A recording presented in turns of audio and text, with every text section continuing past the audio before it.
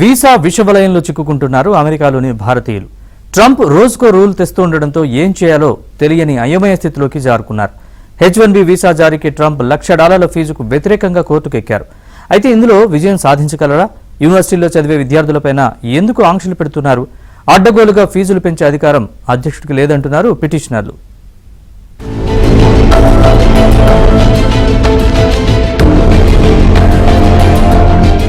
H1B visa దరఖాస్తుకు $1,00,000 fee చెల్లించాలంటూ America ప్రభుత్వం తీసుకున్న నిర్ణయం విదేశీయులను షాక్కు గురిచేసింది. దాని నుంచి తేరుకోకముందే అమెరికా ప్రభుత్వం కాంగ్రెస్ లో ఇటీవల మరో బిల్లును ప్రవేశపెట్టింది. ఆప్షనల్ ప్రాక్టికల్ ట్రైనింగ్ ప్రోగ్రాం అంటే OPTని పూర్తిగా ఎత్తివేయడమే దీని ఉద్దేశం. ఇది ఆమోదం పొందితే భారతీయ విద్యార్థుల పాలిట శాపంగా మారనుంది. ముఖ్యంగా సైన్స్, టెక్నాలజీ, ఇంజనీరింగ్, మ్యాథమెటిక్స్ విద్యార్థులపై ఇది తీవ్ర ప్రభావం చూపనుంది. The country would rather not have to pay $100,000, but they'd rather. How do you do that? You hire Americans. So there's an incentive to hire American, but there may be instances where it's better off doing it through expertise or whatever it may be. But they're both unbelievable, whether it's a gold card or anything else that we talked about. Graduation తర్వాత అంతర్జాతీయ విద్యార్థులు అమెరికాలో పనిచేయడానికి అనుమతించే OPT ప్రోగ్రాంను రద్దు చేయాలని America ప్రభుత్వం భావిస్తోంది. ఇది ఆమోదం పొందితే F1 వీసాపై అమెరికాలో ఉండే విదేశీ విద్యార్థులు తమ చదువు పూర్తయిన వెంటనే స్వదేశాలకు వెళ్లిపోవాలి. మామూలుగా అయితే విద్యార్థులు చదువు పూర్తి చేసుకున్నాక OPT కింద కంపెనీల్లో పనిచేసుకునే అవకాశం ఉంటుంది. సైన్స్, టెక్నాలజీ, ఇంజనీరింగ్, మ్యాథమెటిక్స్ విద్యార్థులకు 36 నెలల వరకు అంటే 3 ఏళ్ల వరకు పొడిగింపు ఉంటుంది. ఇప్పుడు OPTని ఎత్తివేస్తే డిగ్రీ పూర్తయ్యాక వెంటనే అక్కడ ఉద్యోగం వస్తే పర్వాలేదు, లేదంటే తమ దేశాలకు తిరిగి వెళ్లిపోవాల్సిందే. ఉద్యోగం వచ్చినా ట్రంప్ పెట్టిన $1,00,000 H1B వీసా చెల్లించాల్సి ఉంటుంది. కంపెనీలు అంత మొత్తంలో చెల్లిస్తాయా అనేది అనుమానమే. 2024లో OPT వర్క్ పర్మిట్లు పొందిన విదేశీ విద్యార్థుల సంఖ్య 1,94,000 కాగా స్టెమ్ OPT అనుమతులు పొందిన వారి సంఖ్య 95,000.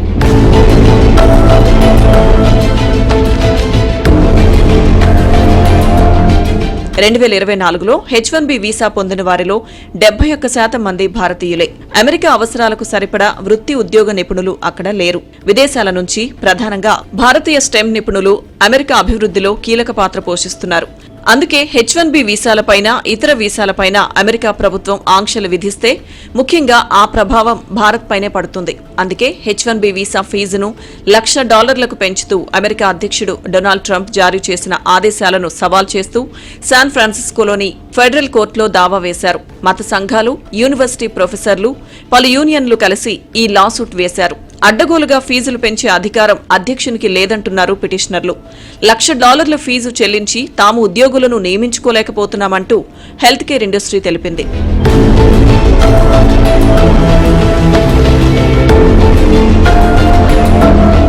మరోవైపు H1B వీసాపై పనిచేస్తున్న విదేశీయులకు అమెరికా కంపెనీలు ఇవ్వాల్సిన జీతం కన్నా చాలా తక్కువ ఇస్తున్నాయి. ట్రంప్ వలసదారులపై కక్ష కట్టినట్లు వ్యవహరిస్తున్నందున ఈ కంపెనీల అకౌంట్స్ ను చెక్ చేస్తే భారీ పెనాల్టీలు విధించే అవకాశం ఉంది. గత 10 ఏళ్లలో 71% కంటే ఎక్కువ మంది భారతీయులు H1B వీసాలను చేజిక్కించుకున్నారు. అమెరికాలో 7,30,000 మంది H1B వీసాదారులు, వారిపై ఆధారపడ్డవారు మరో 5.5 లక్షల మంది ఉన్నారని అంచనా.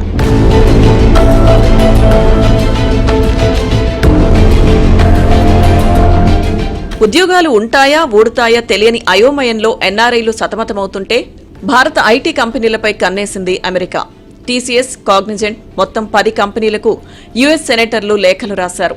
అమెరికన్ ఉద్యోగులను తొలగిస్తూ మరోవైపు వేల సంఖ్యలో H1B వీసాల కోసం దరఖాస్తు చేసుకోవడం ఏంటని వారు ప్రశ్నించారు. టెక్ రంగంలో నిరుద్యోగం పెరుగుతున్న వేళ ఈ పద్ధతులు స్థానిక ఉద్యోగులకు నష్టం కలిగిస్తాయని సెనేటర్లు ఆందోళన వ్యక్తం చేశారు.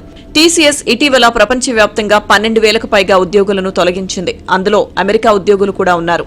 ఫ్లోరిడా ఆఫీసులో దాదాపు 60 మంది ఉద్యోగులను తొలగించిన విషయాన్ని వారు గుర్తు చేశారు. అమెరికన్లను పక్కన పెట్టి విదేశీ వర్కర్లను నియమించుకుంటే పరిస్థితులు తీవ్రంగా ఉంటాయని హెచ్చరించారు. ట్రంప్ దెబ్బకు అమెరికా కాలేజీల్లో చేరికలు తగ్గడంతో పాటు అంతర్జాతీయ విద్యార్థుల రాక తగ్గింది. 2025-26 విద్యా సంవత్సరంలో అంతర్జాతీయ విద్యార్థుల నమోదులో ఏకంగా 1.50 లక్షల వరకు తగ్గుదల నమోదు కానుంది.